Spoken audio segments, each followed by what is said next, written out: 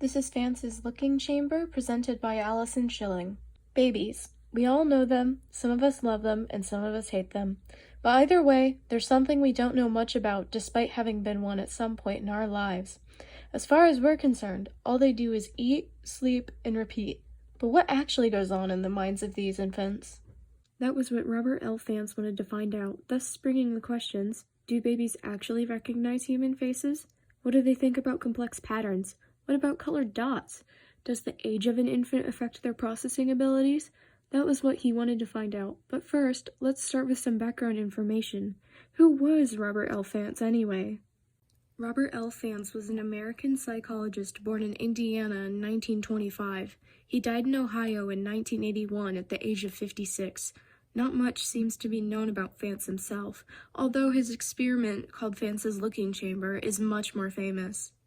The experiment itself was conducted in 1961 by Fantz. There were more than 100 babies tested. However, most of them weren't used in the results because they tended to be fussy and cry or throw tantrums throughout the experiment. The machine used is pictured on the right and looks like a large, empty box with a small platform on the bottom. This platform is where the infant lays, looking up at the inside of the box. The independent variable of this experiment was the age of the infants. Depending on the age of the infant, the result of the experiment would change. Thus, the dependent variable was the result of the experiment itself. There was no control group because they only tested the babies. There was no one who was not tested. Lastly, the experimental group was, of course, the infants who were tested and included in the results. Inside the box, or the looking chamber, there were patterns, text, colored dots, specifically in the colors red, yellow, and white, along with human faces and scattered human expressions. To measure if the babies could recognize these figures, the psychologist would determine how long the baby stared at one of the circles before looking away. The image on the right shows what the babies saw when looking inside the box. Fantz's hypothesis was that babies would like to look at complex patterns the most because the patterns were something new, something they had not seen before. He thought that having the infants look at something new would be far more interesting to them than a normal human face or an opaque color, which is something babies and infants usually see in their daily lives.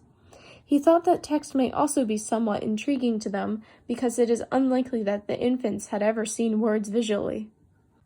As for the results of the experiment, Fantz observed that babies actually like to look at human faces more than anything else. He determined this because the babies looked at human faces the longest. On average, babies looked at human faces 30 to 40% of the time. The second closest was the text, which babies looked at for about 20% of the time. The rest of the results can be seen on the chart on the right. Interestingly enough, based on the age of the infant, the results changed. Infants older than 3 months tended to prefer looking at patterns or human faces. Meanwhile, infants that were 2 to 3 months old tended to prefer looking at opaque colors or text. Fantz said that this was probably because as the babies grow, they associate human faces with food and care.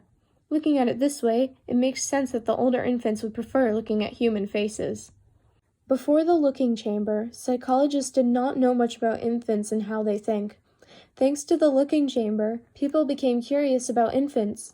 They began to question infants, wondering what else we have to learn about them. The experiment itself caused no harm to the babies. None were traumatized from the experience or had any issues later in life. Because of this experiment, psychologists were able to look into the minds of infants a little bit more and learn more about them than what they had previously known, which will hopefully lead to more experiments in the future. Today, this experiment can even be conducted at home with just a few balloons and a marker. If balloons aren't available, this can always be substituted for paper or fabric. This experiment, as mentioned, made people wonder what else there was to learn about infants.